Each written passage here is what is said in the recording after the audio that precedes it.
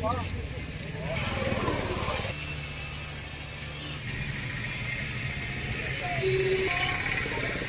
আমাৰ সদৌ অসম বেংগলী যুৱ ছাত্ৰ ফেডাৰেশ্যন চিৰাং জিলা সমিতিৰ লগতে আমাৰ অক্সিগুৰি আঞ্চলিক সমিতি লগতে আমাৰ বিষ্ণুপুৰ তাৰ লগত আমাৰ আছে ঢালিগাঁও আঞ্চলিক সমিতি।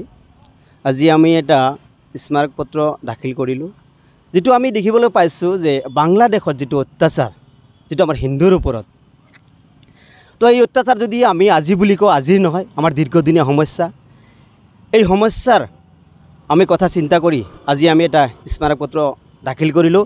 এই পত্ৰখন যাতে আমাৰ ভাৰতৰ প্ৰধানমন্ত্ৰী নৰেন্দ্ৰ মোদীলৈ আমি এইটো প্ৰেৰণ কৰিব পাৰোঁ আমাৰ SDO ছাৰৰ জৰিয়তে।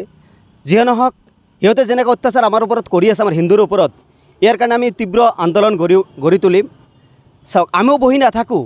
আমাৰ ওপৰত যেনেকৈ অত্যাচাৰ আৰম্ভ কৰিছে, আজি আমাৰ ছোৱালী বোৱাৰী ল'ৰাসকলক যেনেকৈ ধৰ্ষণ কৰি আছে, আজি ঘৰ বাৰী জ্বলাই আছে, মন্দিৰ জ্বলাই আছে, তো আমিও কিন্তু বহি নাথাকিম। ইয়াৰ কাৰণে তীব্ৰ আন্দোলন গঢ়ি তুলিম।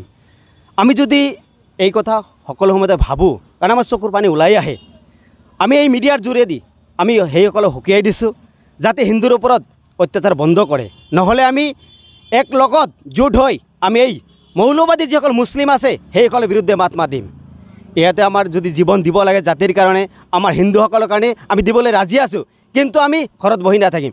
আৰু এটা কথা সকলোকে কৈ আছোঁ, সকলো হিন্দুসকলক কৈ আছোঁ, তোমালোকে সকলোৱে এক হৈ এই যিসকল মৌলবাদী মুছলিম আছে সেইসকলৰ বিৰুদ্ধে এক লগত মাত মাতক। নহ'লে আমাৰ অসমৰ পৰিস্থিতি এনেকুৱা হ'ব, যিটো আমি বেংগলত হয়তো আমাৰ এই বাংলাদেশত দেখিবলৈ পাইছোঁ, এনেকুৱা আমাৰ অসমত, আমাৰ ইণ্ডিয়াতে হ'ব। অলৰেডি আমি চাবলৈ পাইছোঁ, আমাৰ অসমত হওক, আমাৰ ইণ্ডিয়াতে হওক, ঘৰৰ পৰা ছোৱালী বোৱাৰী লৈ সিহঁতে পেলাই আছে। ইয়াৰ কাৰণে আমি কি কৰিব পাৰোঁ? আমি ঘৰত বহি চাইহে আছোঁ। সেইকাৰণে কৈছোঁ, সকলোৱে একলগত হওক। এতিয়াৰ পৰা যদি আৰু আমাৰ এই হিন্দুসকলৰ ওপৰত অত্যাচাৰ হয়, আমি ইয়াৰ কাৰণে আগবাঢ়ি যাম। আমি জীৱন দিবলৈ ৰাজি আছোঁ।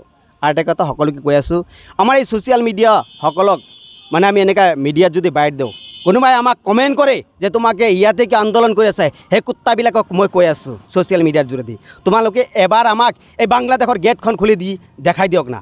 আমি যদি বাংলাদেশত যাবলৈ নোৱাৰোঁ, তাৰ পাছতে ক'ব পাৰিব। যিসকল কুত্তাই আজি বেয়া বেয়া কমেণ্ট কৰে, তোমালোকে বাংলাদেশত যাওক, ইয়াতে কি আন্দোলন কৰি আছে, সেই কুত্তাবিলাকক আজি ছ'চিয়েল মিডিয়াৰ যোগেদি কৈ আছোঁ, তোমালোকে বেয়া কমেণ্ট নকৰিবা। যদি দম আছে, সাহস আছে, তোমালোকে ওলাই আহা, ছ'চিয়েল মিডিয়াত মুখেদি কথা কৈ আমাক সকীয়াই দিয়ক যে তোমালোকে ইয়াতে আন্দোলন কৰিব নালাগে। এইটো আমি আন্দোলন কৰি যাম, আমি ইয়াৰ কাৰণে মাত মাতি যাম।